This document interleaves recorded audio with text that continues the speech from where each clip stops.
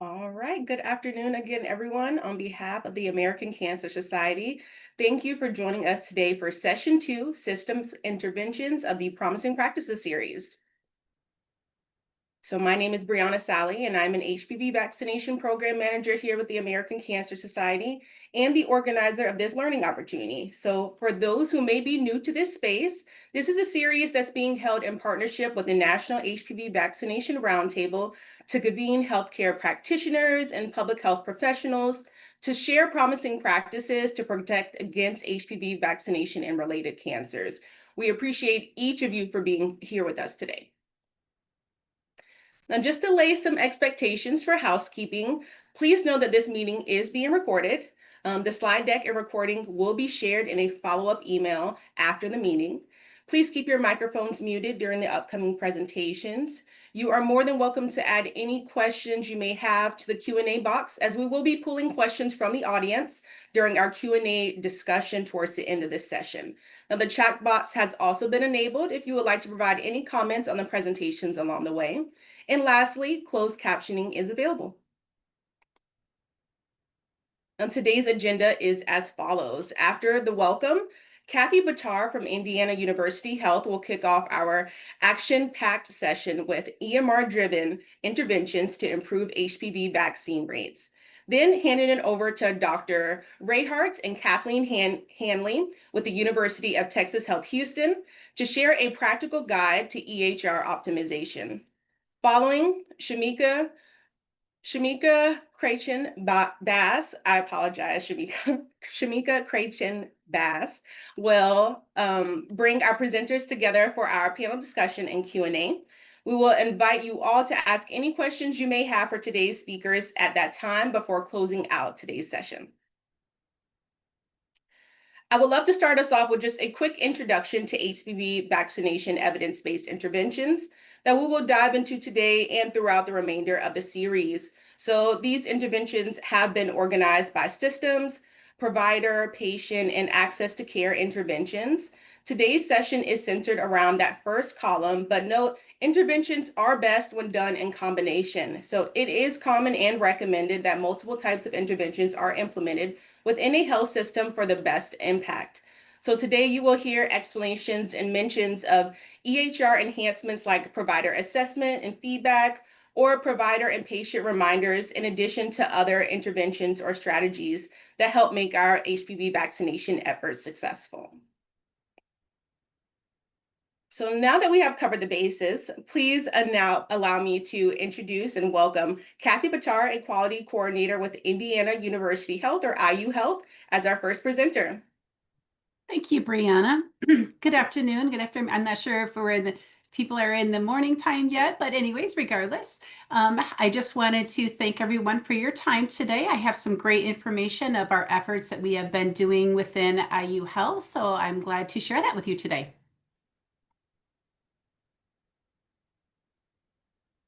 You can go to the next slide, Brianna. So here with IU Health, we have looked at HPV vaccine strategy. We looked at it as a three-pronged approach. So what that means is utilizing our providers and our team member vaccine champions. So those people are people that have been decided upon as people that are very much engaged in the importance of vaccines, wanting to share that with their colleagues, with their team members, making sure that it is a priority in the offices. So that is how those individuals are chosen to become those vaccine champions. Consistently utilizing EMR quality tools. We have what we call care recommendations within Cerner. Cerner is our EMR, current EMR that we are using to identify vaccine status and close gaps in care. Our MA rooming workflow, we've done a lot in regards to that, and we've recently made some changes in regards to standard work. So we've done a lot with our nursing education team. And what that means is integrating our EMR quality tools into standard work. Keyword here, everyone, is standard work. There's been a lot of effort in regards to, regardless of what office you're working in, standard work, making sure that for every patient, every visit, that is something that we definitely focus on here at IU Health. So the importance of importing vaccines within what we use as CHIRP when possible, and making sure that, if a patient says that, hey, I've had HPV done, maybe it was done, it's still within our state, within Indiana, it is something that was done already, we can import that directly into our EMR. Providers integrate the EMR quality tools into chart review, maybe looking at charts before patients coming in for that visit, making sure that they're looking to see, oh yes, this patient is due for HPV, making sure that they're recognizing that and discussing that at that patient visit to make sure that that is something that is addressed.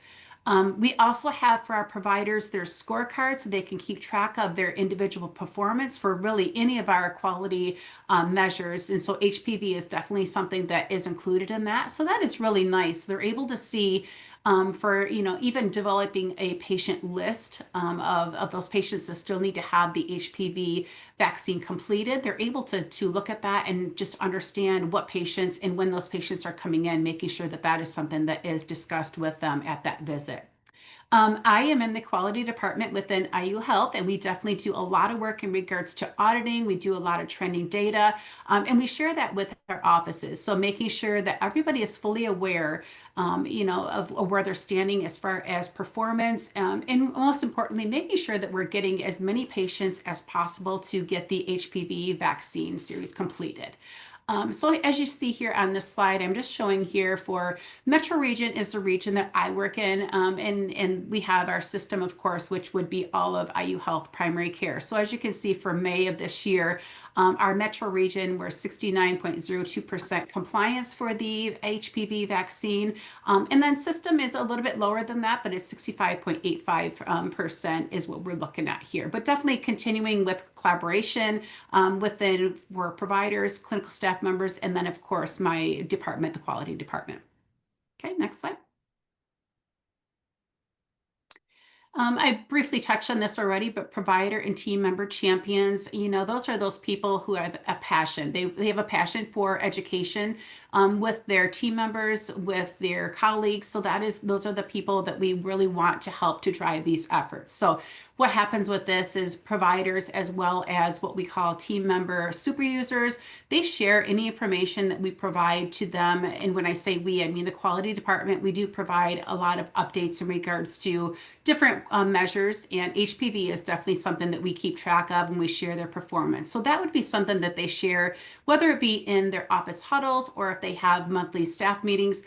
The managers and our practice administrators, they do give time to those team member super users to provide that important information to their colleagues.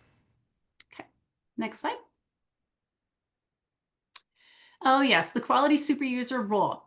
So this is something that for all of our primary care offices, we ask that we have at least one person out of that office, whether it be a medical assistant or a nurse. Sometimes we have our managers that are in this role.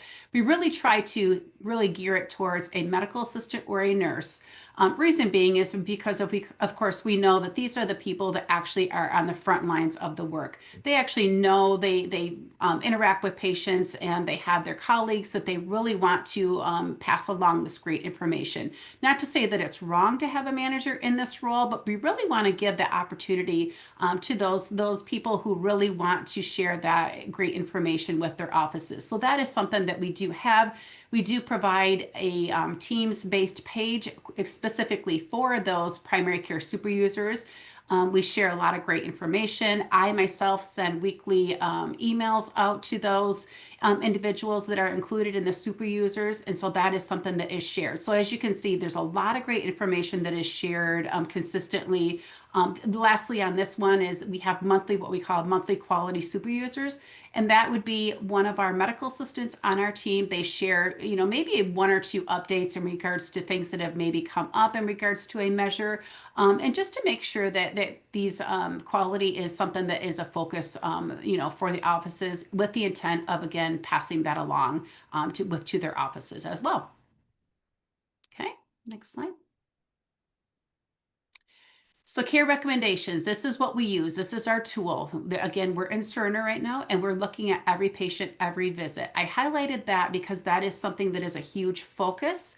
That is something that is a standard work. So regardless if a medical assistant is working in one office or maybe the next day they go to another office, they know that they're going to look at care recommendations and they're going to be able to identify gaps in care for their patients. So as you can see here, under this pending tab, this is showing that a patient actually has satisfied that with the green check mark under that source column. But if not, there's easily able to order right within the care recommendation page. They're able to order the HPV is something that is easily that they can order right within that page. They don't even have to navigate from that. So that is it's a good piece to make sure that they are utilizing this. And the other important piece to this is used for both in-person and virtual visits. So that is something that, we in quality, we educate to all the time. We definitely make sure that that is a high focus for our offices as well.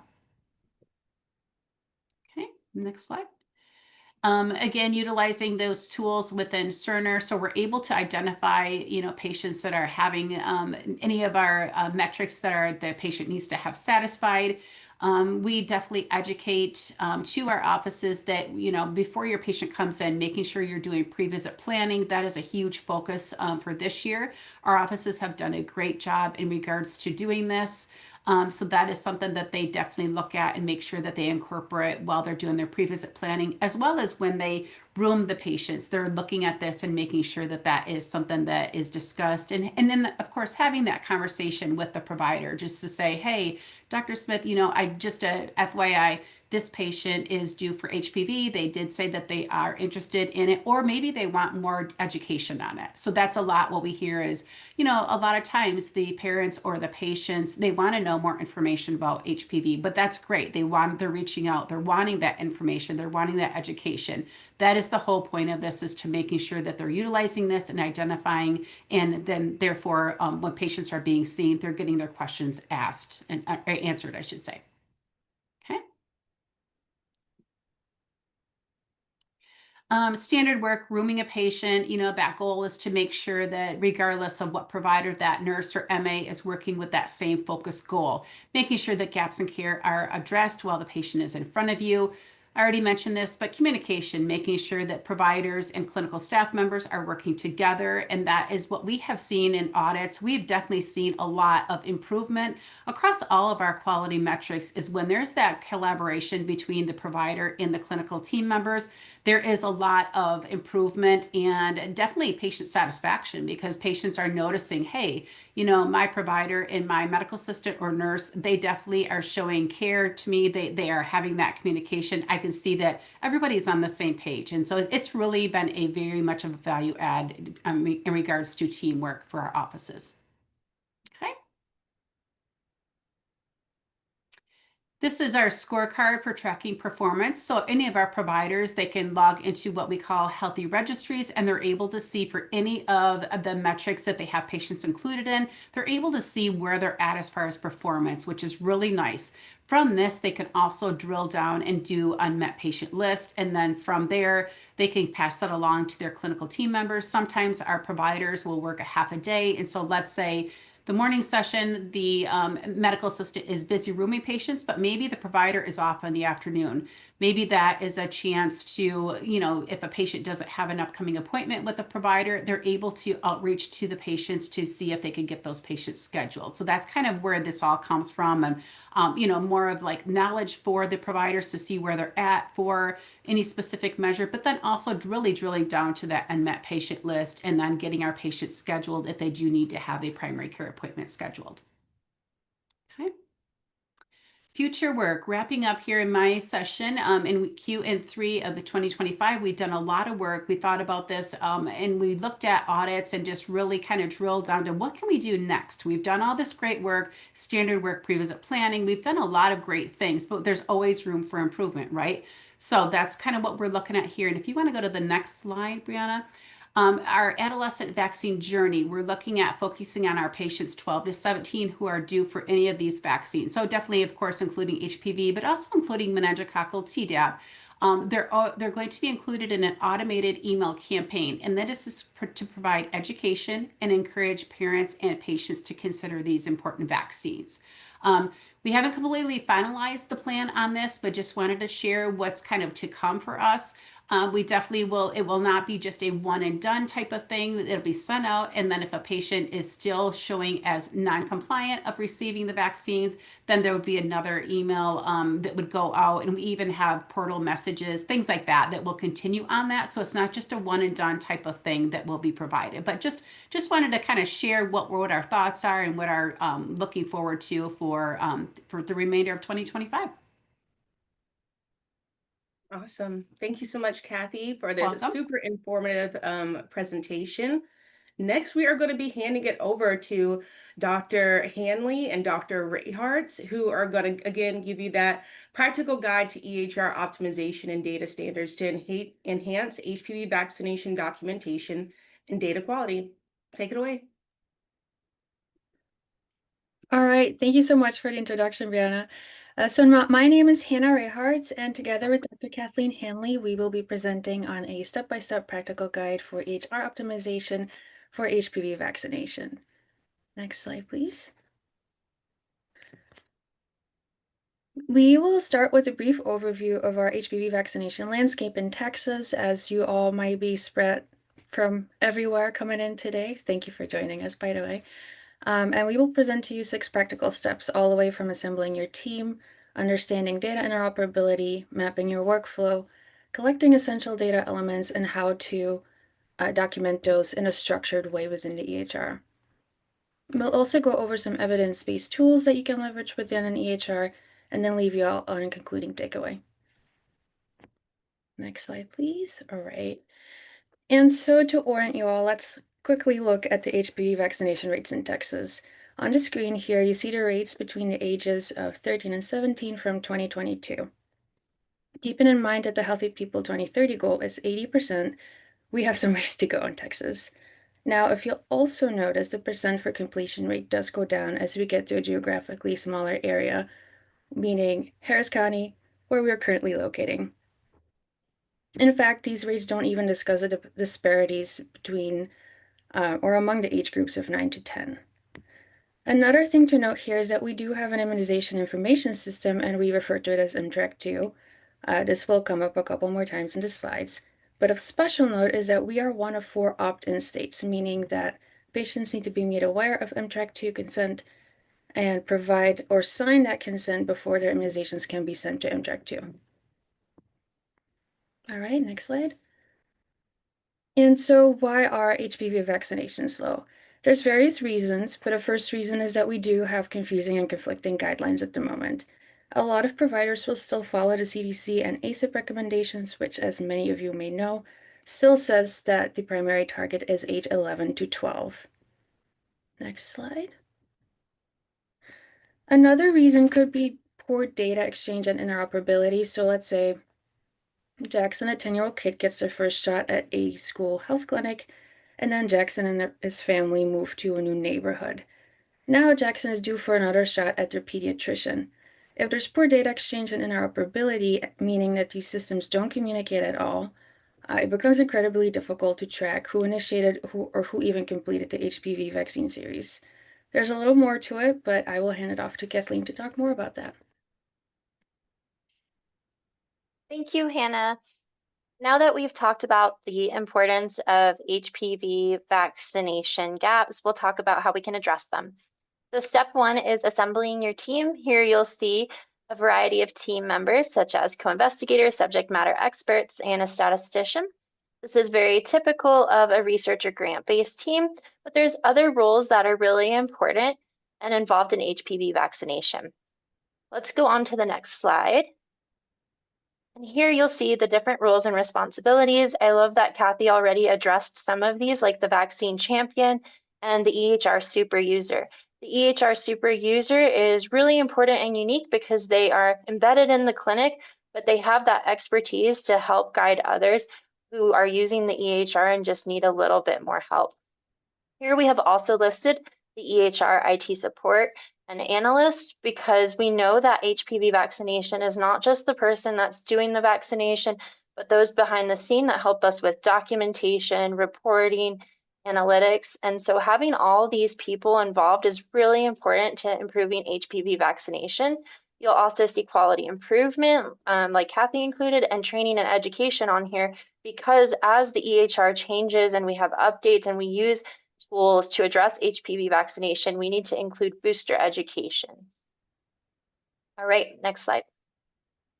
Okay, so we talked about step one, assembling your team. Now let's talk about understanding data interoperability. It can sound like a big word, but we will get into it. So data interoperability has to do with how different systems communicate with each other. For example, the immunization information system, the EHR, pharmacies, and how they all share data between each other as well as communicate. In this chart, you'll see the blue circle that says your EHR, and it's sending data to the immunization information system, one of the orange circles on the top. And data is flowing both directions. So they're sharing data with one another and they're communicating with one another. However, the local pharmacy, you'll see the arrow points in just one direction to the immunization information system. And this means that data only goes one way. So a patient might get a vaccine at a clinic, and then that's in their EHR. The immunization information system has it because of bidirectional exchange, but the local pharmacy doesn't have it because they do not have the bidirectional data set up. So a patient could go to a pharmacy, think they need a vaccine, and get it again, and that's where errors can occur. And Hannah addressed this briefly, but the immunization information system is different in each state. Some states are opt-in and some states are opt-out. Texas is an opt-in state, which can make more challenges. And each organization has their own workflows. We try to do things on a system level, but everyone's a little bit different. And so Hannah's going to help us talk a little bit more about how to map your workflow for your clinic to optimize EHR and HPV vaccination. All right.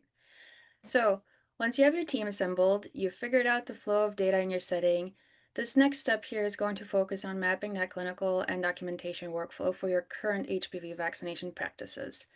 One, to understand the documentation points, all the way from pre-visit to checkout or post-visit, however you would like to call it. And two, help you identify what is working well and where there are opportunities to smooth out that workflow or improve some of the documentation points. So this step in the guide presents you with some mapping tools, some workflow related items to consider, an activity sheet to be filled out, and an example of what this could look like visually for all the visual people under us here. And so what you see here on the screen is a snippet of that activity sheet. We have, for example, the key activity of pre-visit planning, which we filled out, by the way, just for presentation purposes. This is being done here at the pre-visit stage by community health worker Florence Fightingale. Next slide, please. All right, and so here's an example of that visual I just mentioned. This is a process map that we have created at UT Physicians for one of our clinics, and it has a bunch of different swim lanes for each relevant clinic role, and then within each lane you see the diamond shape, which is a decision point, the boxes, which are actions, and the orange boxes actually are documentation points. Next slide, please. So now that we know who is documenting what, when, and where, step 4 will guide you to understand the various essential data elements and provide an overview of what's required and what's optional. Also, more importantly, how to document this consistently. As you can see on the screen, we collected a bunch of data elements. Not everything fit on here, so there's plenty more in the guide to come. But we provided an example or standardized response for each element here too. This is important because providers and vaccine administrators need to document HPV vaccinations with enough information so that patients, no matter where they are, can get their complete vaccination history. This will also help out later for providers and organizations so you can easily report and exchange vaccine data with various other organizations. Next slide, please. And so this here is an example of our MJAC2 consent form. If a patient is opting in, we need the same data elements or required data elements to match across different records, across different data sources. If this is being done inconsistently, we have duplicate records, which creates additional burden to match and reconcile all these forms. And so someone might abbreviate the child's middle name and somewhere else they might spell it out. as you can see for the first box. Another very common issue is that patients might not remember their mother's first name or maiden name. And so in that case, different clinics might enter different responses here. And so a couple of recommendations you make is to spell everything out and write in unknown. Next slide. So, quick recap, because we're going through a lot. We've assembled a team, took a dive in understanding data interoperability, mapped our workflows, and turned to make sure that we collect all the required data in a standard and structured way. Next slide.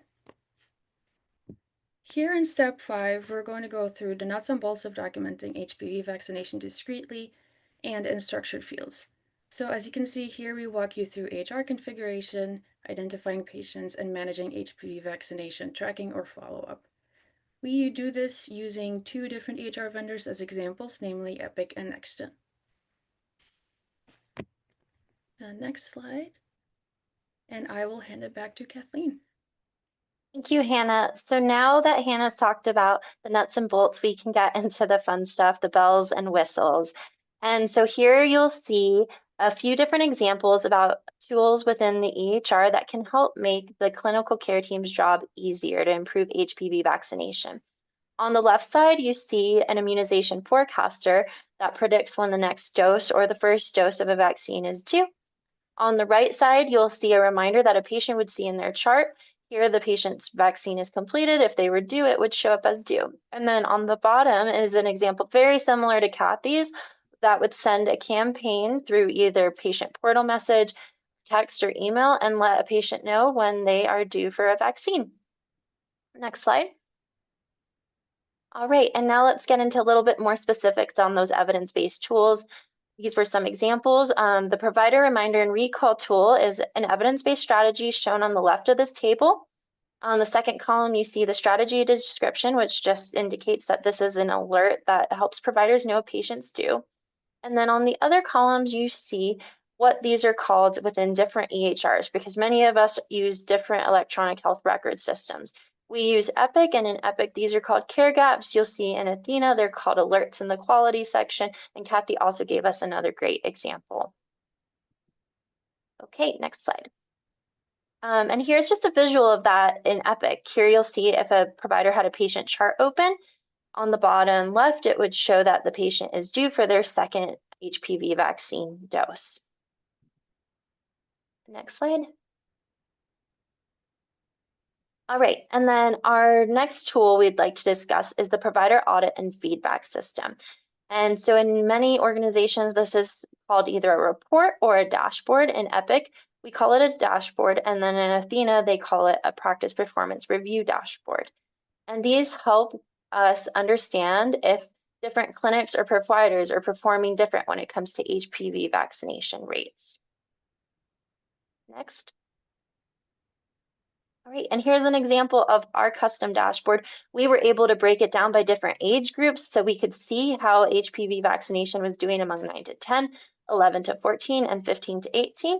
And providers and clinics are able to look at this by filtering for their location so they can see how are they doing compared to the overall organization and different clinics. And then we can find out if they need some more education or support at their clinic. And then here's an example of a reporting workbench report that is tied to this dashboard, and it gives us an actionable step. And Kathy had great examples of this too. It basically shows us patients what they're due for, and if a check mark or an X if that outcome is met. And so at every visit, we can make sure that we address any care gap and use that as an opportunity for HPV vaccination and cancer prevention. Great. And then here is just another example of that at age 9. We created this specifically for age 9 because we know the importance of vaccination at age 9. So there are opportunities to modify your EHR to really address care gaps for different ages. And then you just want to keep in mind if you're implementing a project like this, some different modifications and upgrades may have additional costs tied to them. So when you are working on a project, you may want to budget for some of these things. Okay, so we went through a lot today, 6 different steps from assembling your team and using evidence-based tools in the EHR. Many of you may be doing these steps already in some capacity. We hope that the things we've shown you give you opportunities to optimize these processes. And the EHR guide we developed has even more detailed steps on how to do this, different screenshots for different EHRs, and more examples that are digestible. So if you would like to bring your EHR tools to the next level, you can use our guide.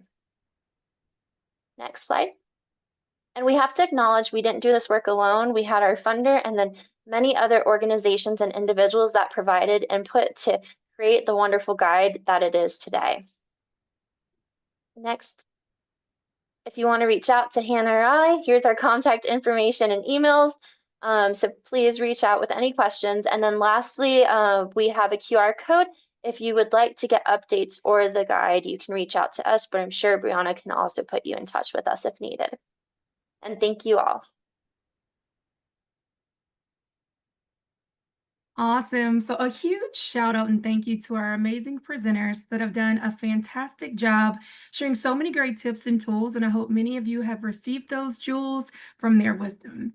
So my name is Shamika Krachan Bass, and I serve as the Senior Director of Community Partnerships of our South portion of our Southwest region in Sinton, Louisiana.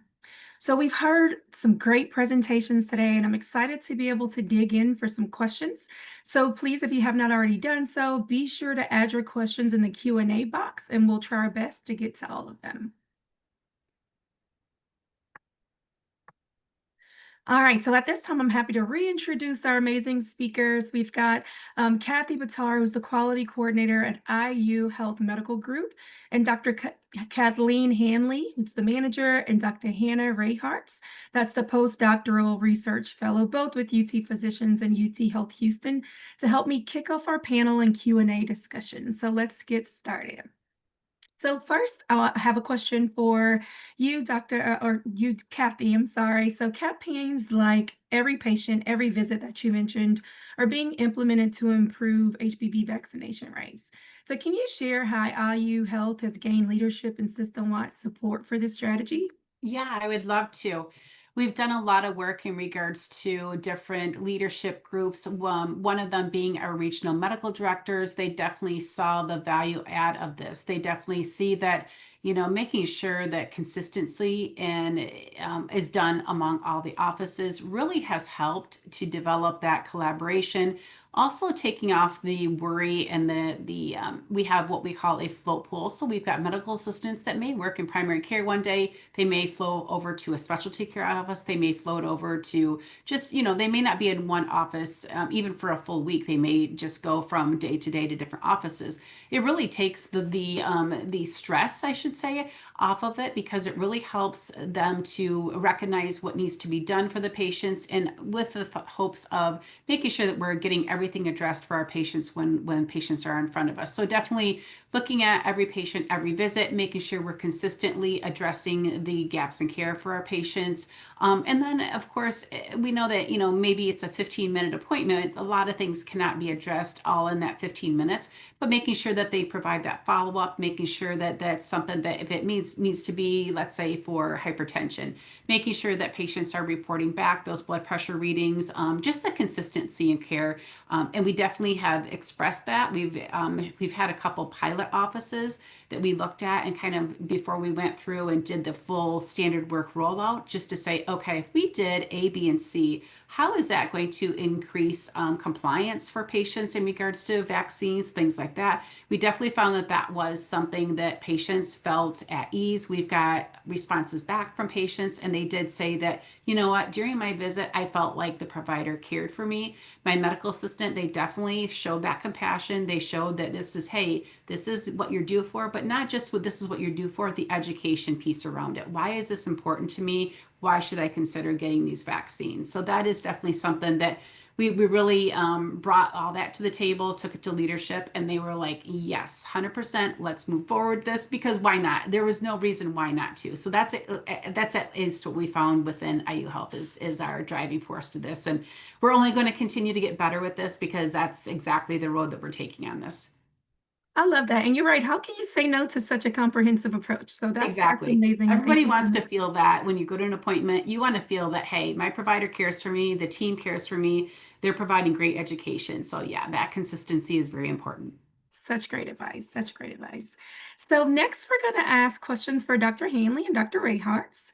So I loved your slides that shared how to implement different system-based EBIs, like provider reminders and feedback reports across different electronic health records. So what are some recommendations that you can share for those who may want to learn more about how to add such enhancements to their EHR systems?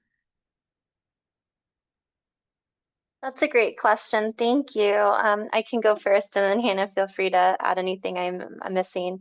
One of the things I would say to start with is to identify who are those individuals that work within your EHR within your organization. So your analyst, so for us it would be our Epic analyst, but then to also connect with those within the different EHR systems that you use. So getting the key team players involved, and then communicating with them and seeing what is available. I've heard about these tools and I want to try doing some. What come with our package? Which would be extra and how much would that cost? And what resources do we need to implement that? I think that would be a great starting point because a lot may be capable within your EHR. And so taking those initial next steps of what can your EHR do at this time. Yeah, I definitely agree. I think just to add like my 2 cents to that, Kathleen already gave a pretty much perfect response to that. Um, Data interoperability seems very intimidating and possibly overwhelming, especially to people that are not working with data like on a day-to-day basis or maybe even a weekly basis. Um, but don't be afraid to learn something or ask around on who might know something and get started on that, open that conversation. That's awesome. There's always power in resourcing, right? So just being able to collaboratively work together. I love that. So now we're going to transition to some awesome questions that we've gotten from our audience. And so I'll get things kicked off first. So Laura Thomas actually asked for your two's presentations, actually, that you just completed. There was a slide, I think, that shared some of the data from your selection category. So she was asking why the American Indian Alaska Native population was missing from that selection category for race.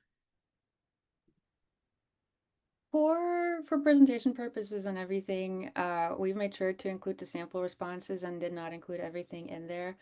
Also, there might be minor variations across these different systems that we've included for us. For example, on the MTRAC2 form, um, within that race box, you also have to answer whether the patient refused. So that is a little bit of a variation in there. So not did not forget about it. It's in there. We made a note of it. So, but thank you for pointing it out. Thank you. All right, and so this next question is from Kathleen Harknett. How do you filter by age in the dashboard?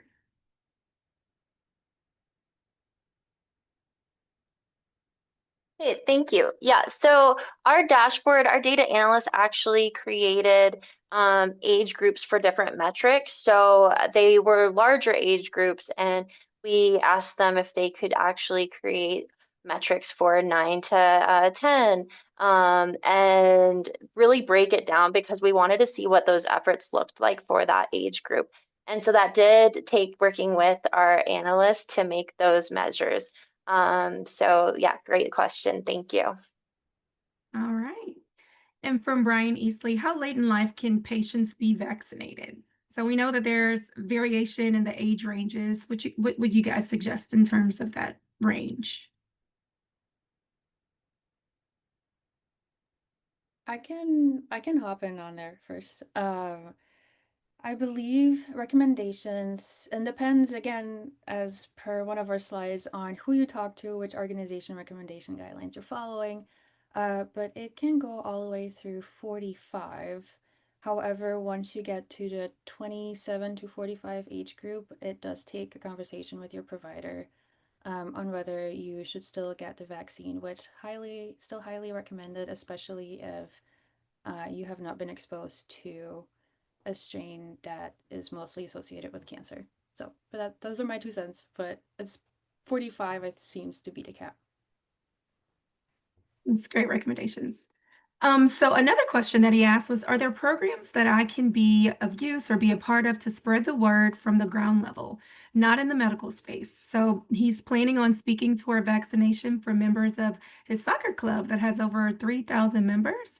And he is looking for permission to speak with a lot of contemporary clubs and advocacy toward vaccination. So first off, thank you so much for being willing to push that messaging. That's really important. But he's willing to work with anyone to provide the best information possibly as possible. Luckily, he said that horrible care for him in Florida has led to second opinion at Dana-Farber CI in Boston. And they've invited him to into a clinical run by professors at Harvard. So his story is very interesting and planning upon reaching out to media outlets to help bring light toward the ability to vaccinate their children so they do not have to deal with what he has been diagnosed with. And so just searching in support and looking for any programs. Are there any programs or other types of support that come to mind for you all that you've used or know that are good advocates outside of American Cancer Society, of course?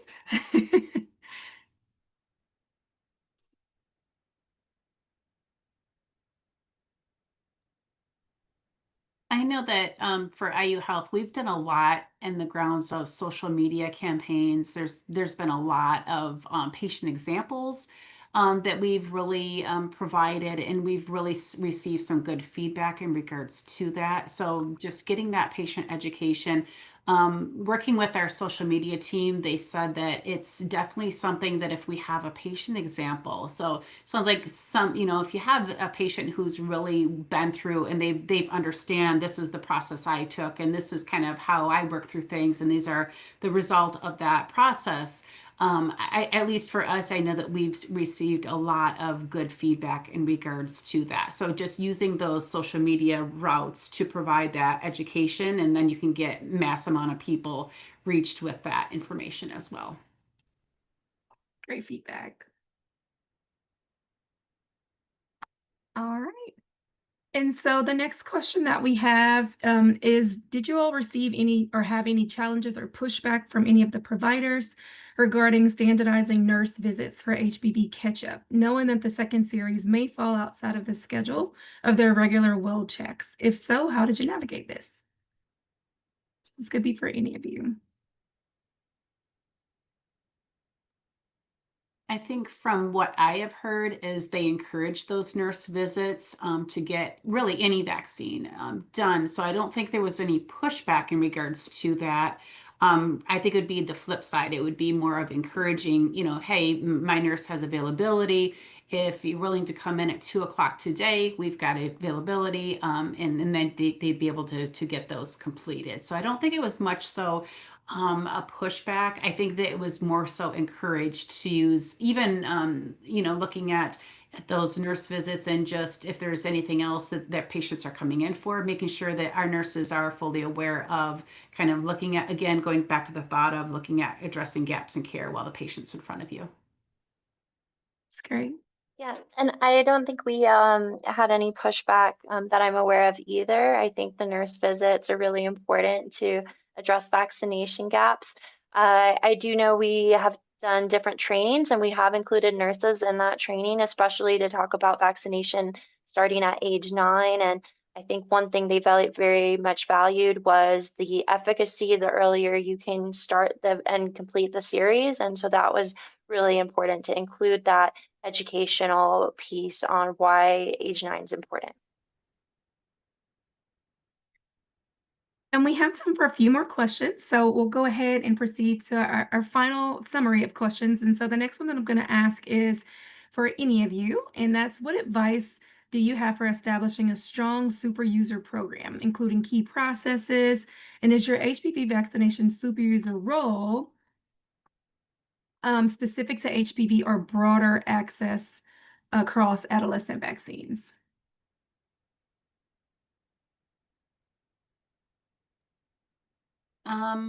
I guess I can share kind of what we have done within IU Health is really making sure that we're discussing this with our regional medical directors, making sure that managers of offices are aware of this. just that open communication of the importance of communicating all of this back from us in quality. There's nursing education. There's a lot of different people that come into play that provide education and getting that information back to the office level, because obviously we can't be at every office all the time as much as we would love to. And we do go to visit offices. Is just we need that, what I'll call spokesperson, to be in that office. For us, we really have noticed that once people are engaged into that role, they truly embrace that. They enjoy it. They're that person, that contact person. So yeah, I think I would definitely make it a discussion, talking with managers, office managers, and really putting together the importance of what you're trying to educate on and kind of going from there. I mentioned in my presentation, we do monthly super user meetings, and managers do attend that a lot of times with us as well. So it's nice to be able to reflect that to them as well as the super users for the set offices. So yeah, I think, discussing that with leadership and kind of telling them the why of what you're trying to get out to the offices. And then hopefully you get that buy-in, and then you can, what we did is we would say, okay, office manager, can you give us at least one person out of your office that you feel is a higher performer, somebody who's really wanting to go above and beyond their daily activities. And then we invite them to a meeting and do that discussion and kind of get the ball rolling from there. At least that's what we've been doing. So Great feedback. Anything additional that you would add, Dr. Hanley or Dr. Regards? Regards. Um, yeah, I think ours is very similar. I would add that the super user does address other vaccinations as well, just to answer your question there. And then something that we thought was helpful was when we did some educational sessions, having the audience, whether it was medical assistants or nurses or providers, kind of ask us questions about things in the EHR where we could see gaps in their knowledge or identify issues with the EHR that maybe there needed to be a solution or more education for. And so that was also very helpful. Great. I think something that Kathy also brought up in her presentation, um, and that I've definitely have seen at UT physicians too, and this goes for super users or HPV vaccine champions. Someone that's passionate, proactive, is very much on, like, is working on HPV vaccination without even sometimes having to tell them to. They're just passionate about it. So those sometimes make the best candidates for those roles. Yeah, always helpful to find those champions within your systems. That's great. So another question that we have is first just an acknowledgement to thank you guys for sharing, and the challenges that they're hearing from our provider groups have been around children already having a scheduled well visit, and they would like to also get the vaccine, which oftentimes are coming after the 13th birthday. So did you all focus and drive the nurse visits with evidence-based practices or quality performance or elements of both?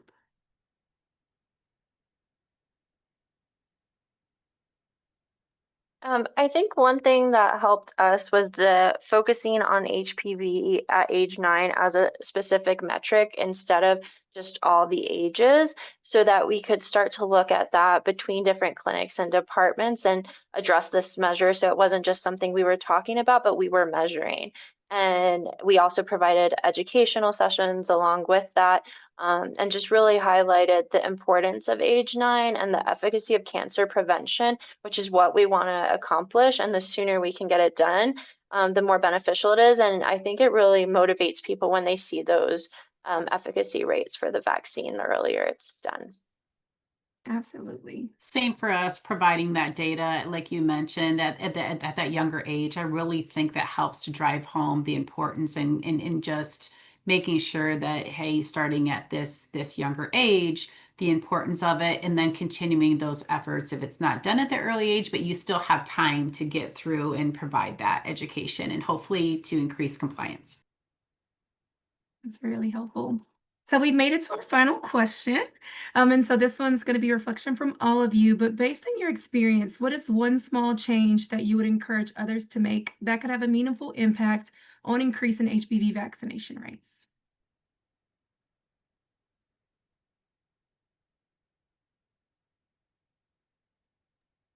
I would say providing that education, but also providing the data behind it, because at least then they can see at age 9, this is what we're noticing. And at the different age ranges, I think that is very important to provide that along with the education, the importance of the vaccine, but really just providing the data around it. Because I know that a lot of our providers, when we meet with them, they'll say, well, really, like out of my patients, that are not satisfying. What age ranges are we looking at? And then looking at on the flip side, the patients who have went through and successfully received the HPV vaccines, like at what age did that start? Kind of really understanding the approach on this is what we're noticing this. So I guess long story short on this is providing data is really important to really get to what you're really wanting to see with compliance.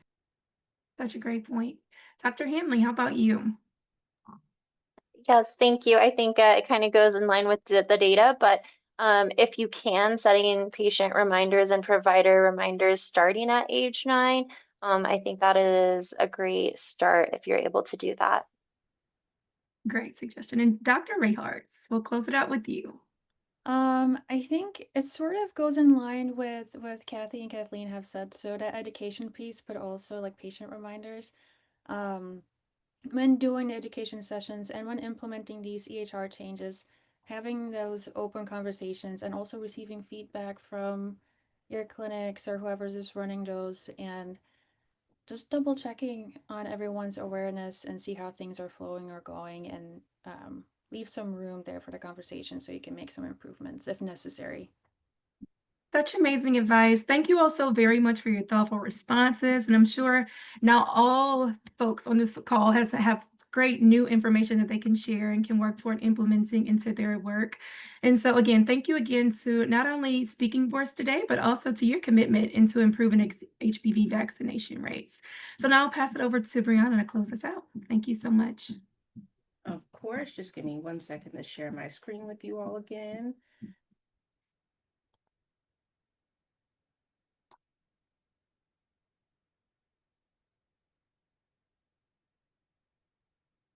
All right, so I would just like to thank each of our amazing presenters, our moderator, and of course you as our audience for engaging in such a great discussion. So next I'll be closing us out with next steps, our resources, and a few other educational opportunities to be on the lookout for. But first, we are going to start out with a post-session poll.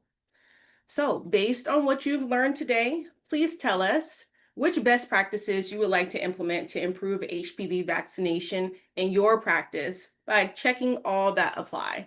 So it could be EHR enhancements, HPV vaccination provider champion. Every visit is a vaccine visit, that strategy that they discussed a little bit earlier. Patient reminders, professional education, provider assessment and feedback, provider reminders and recall, or maybe even just starting at age 9. Check all that apply.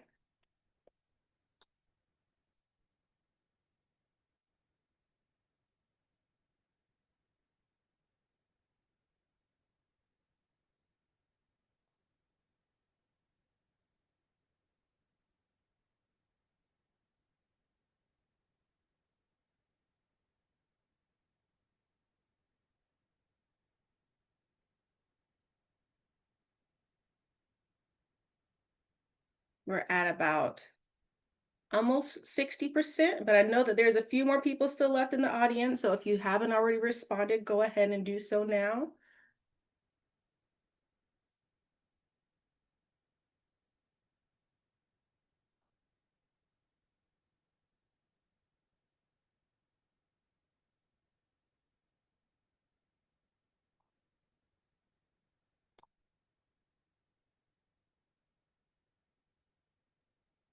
And starting at age 9 seems to be a pretty popular one. So thank you all for advocating for that.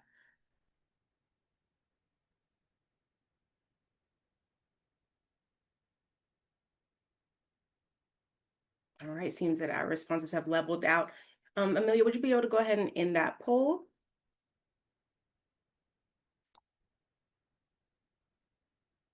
All right. So thank you all for your responses, as all of your feedback always helps inform our future sessions and how we can best help you with implementing those different EBIs. But speaking of EBIs, As a reminder, interventions are best when done in combination. So the American Cancer Society has you covered. We have created a resource to help you identify the best EBIs for HPV vaccination and other screenable cancers. So download the EBI guide to learn a little bit more. Now, similarly, the National HPV Vaccination Roundtable has an extensive resource center with supporting age 9 resources and action guides to help you and your partners prioritize HPV vaccination. So download the action guide that best aligns with your health system or role and explore supporting resources to help you take the next steps in your HPV vaccination journey. Now, hot off the press, ACS has also recently released its new 2025 social media toolkit to assist you throughout the calendar year, ranging from your back to school campaigns to holiday themed offerings. So, resources are available in both English and Spanish. Simply click the link to get access. Now, following today's airing, all session recordings, slide decks, and resources can be found in the official HPV Vaccination Promising Practices Series webpage. If you have any questions or issues accessing this content, please feel free to reach out to me. And I would love to invite you, your colleagues, your network, everybody to register for our next sessions as we dive deeper into intervention. So all sessions will be held on Wednesdays from 2 to 3 p.m. Eastern Time. And session 3 is going to be taking place on August 27th, discussing provider interventions. We hope to see you there. Now, if you are a rural healthcare partner, the Rural HPV Vaccination Learning Community has launched in 2025, and this program has some new topics, more survivor stories, and dynamic curriculum. So monthly sessions will be taking place on the second Wednesday of each month from 2 to 3 p.m. Eastern Time. Registration is rolling, so you don't have to be a consistent member of this cohort, but of course, we would welcome you nonetheless. So feel free to join at any time. Now, additionally, we have created an on-demand pharmacy education series that will be available through November and December of this year. So giving an overview of HPV vaccines and ways pharmacists can become HPV vaccine champions. Similarly, we have revamped our on-demand HPV dental education course. So this is a 4-part course that provides 4 hours of ADA CERP to oral health professionals with topics exploring oral screening and HPV-related malignancies, HPV-related oropharyngeal cancer, and so much more. All right, so I'd just like to leave you with a few action items as you continue your HPV-related efforts. Visit the webpage, visit the HPV Vaccination Promising Practices Series webpage to refer to anything from today's sessions and those previously recorded. Download the American Cancer Society's EBI guide and register for those upcoming sessions to continue learning more about interventions in this space. And that is it for today, you all. Thank you all so much for joining session 2 of the Promising Practices series, and we look forward to seeing you again soon.